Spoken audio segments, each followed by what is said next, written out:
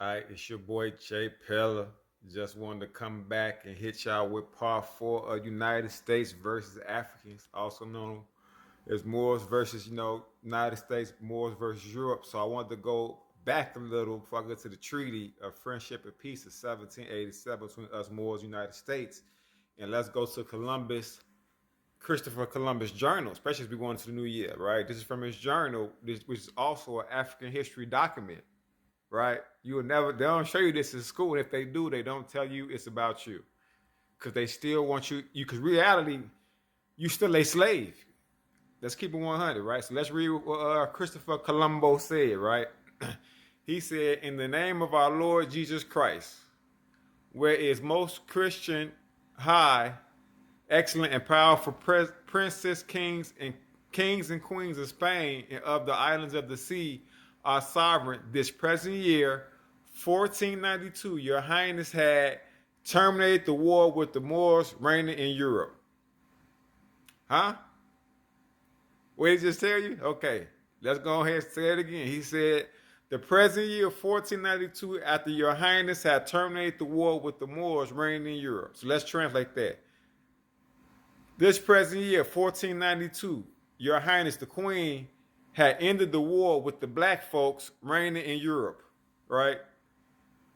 The same having been brought to an end in the great city of Granada, was the second day of January this present year. So this is why people say January 1st is the beginning of the new year, because this is when when us black folks, the Moors, surrendered, right, on January 1st, right? This is why there's always a celebration going on. I saw the royal banners of your highness planted by force upon the towers of the Alhambra. The Alhambra is the castle that us black people built, right? Which is the fortress of that city, and saw the Moorish king, the African king, come out the gate of the city and kiss the hands of your highness and of the prince my sovereign in the present month. And the consequence of the information which I had given your highness, and the consequence of the information which I had given your highness respecting the countries of India and of a prince called the Great Khan, Genghis Khan, right?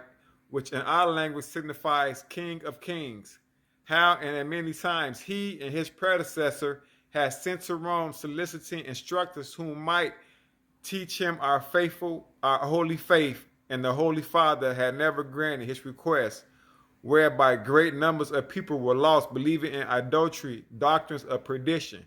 Your Highness, as Catholic Christians and Christians who love and promote the holy Christian faith. See, this is some propaganda too, right? Because Moors are also people Moors are the original Christians, right?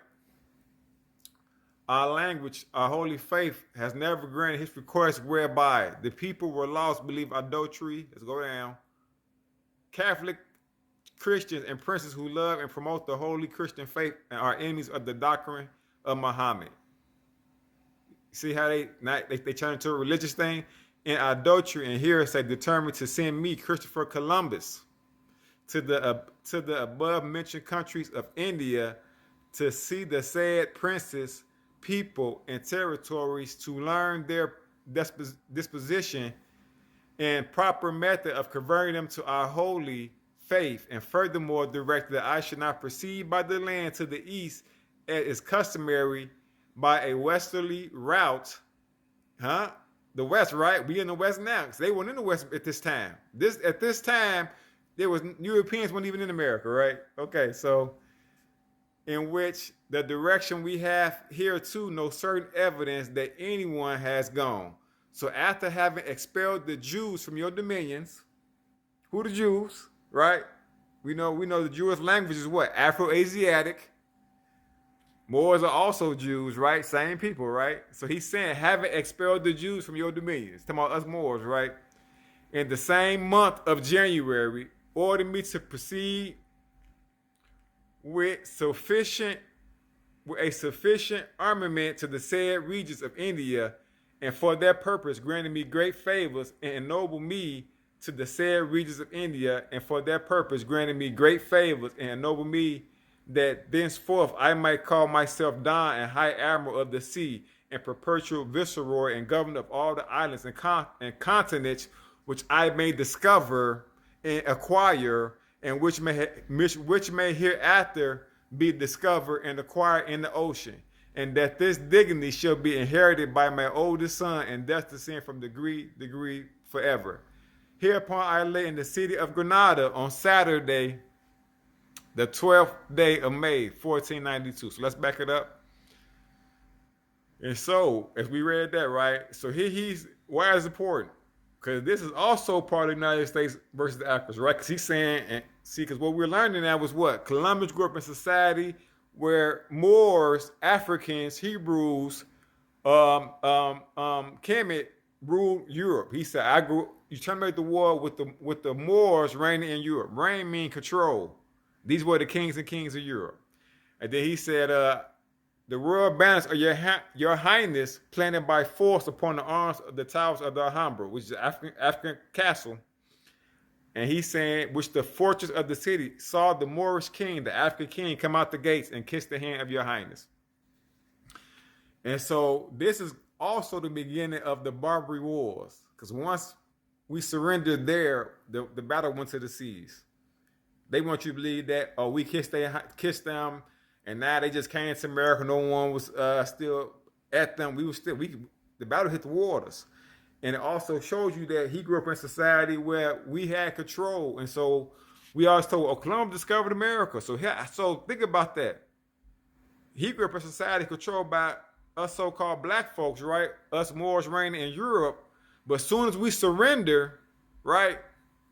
Soon as we surrender, all of a sudden he's ready to go to the above mentioned countries of India.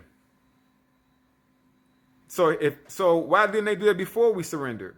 Because we had control of the waters. We didn't let them get on the water like that.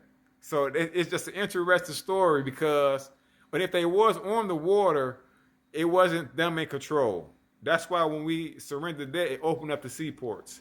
And so I wanted to come and show you this. And let me show you again. Let me read the first line to show you how Columbus, see his journal, right?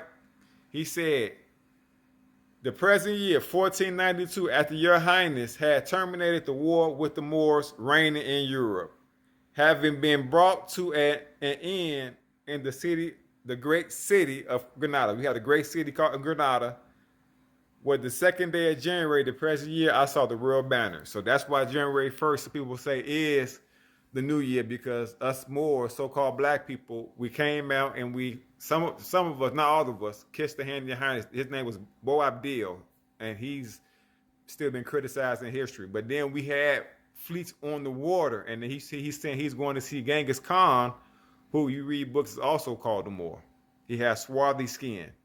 All right, and so we're going to still get to that treaty, but I definitely wanted to go back a little bit and give you some more insight on these connections. So when Columbus discovered America, who you think he saw when he got there? He saw Moors. So we'll talk about that later. Love y'all. Y'all have a great day. Peace.